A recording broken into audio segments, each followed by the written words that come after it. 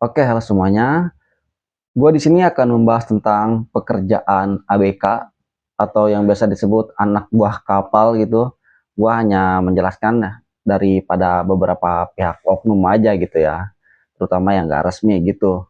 Nah, untuk kalian yang belum tahu apa itu ABK dan belum tahu apapun itu pekerjaan di dunia perkapalan seperti itu ya, kapal laut gitu. Jadi tugas ini dia hanya seperti nelayan gitu, mencari ikan, contoh ikan kakap dan lain-lain seperti itu.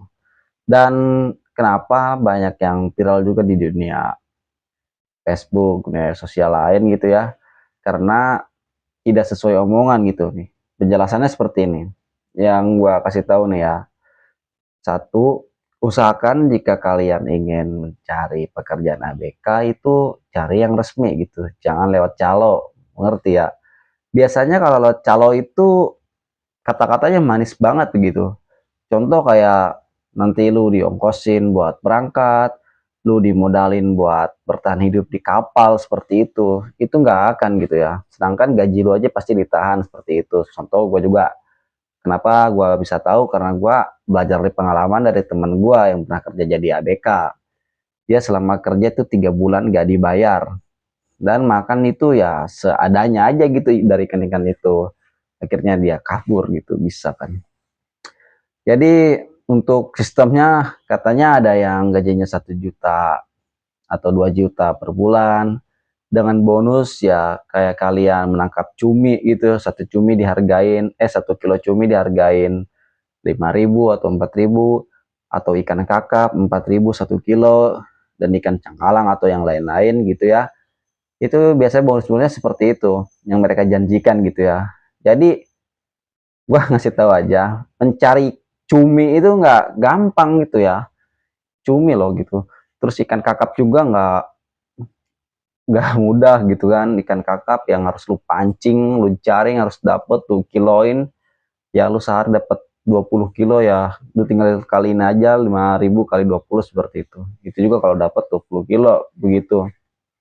Dan untuk syarat pekerjaan seperti ini yang gue lihat di media sosial, terutama Facebook, IG, dan lain-lain itu ada yang harus pakai ijazah, tahan kartu keluarga, atau yang lain-lain seperti itu.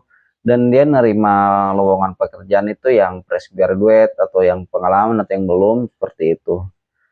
Dan usahakan ini ya, gue cuma ngasih tahu ke kalian yang mau kerja jadi ABK atau emang yang lain, itu usahain kalian itu harus tahu gitu ya sistemnya, terutama sistemnya resmi dan jelas. Soalnya ada banyak kejadian juga yang nggak enak gitu, kayak oknum-oknum yang lain gitu.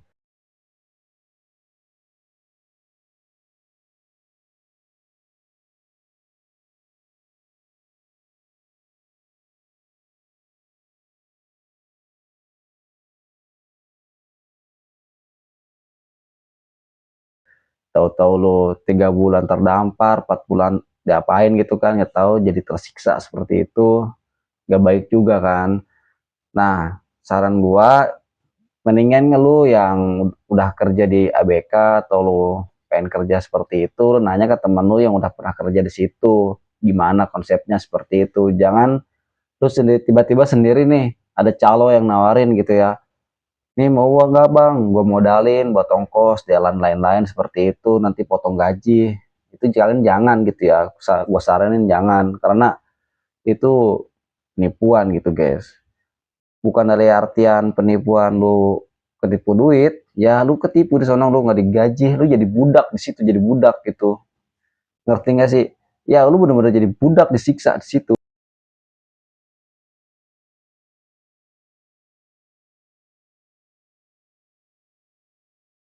Kayak lu harus on time 24 jam nyari ikan dari pagi, siang, malam, sore. Kan badan kita juga perlu istirahat gitu. Jadi apa sih konsekuensinya gitu ya? Satu ya, ini yang oknum-oknum yang gak jelas aja ya. Soalnya beda sama yang resmi, sama yang oknum-oknum yang gak jelas seperti itu. Kalau yang resmi ya terjamin ya kan, ada legalitas dan lain-lain. Kalau yang ilegal itu banyak ya kan.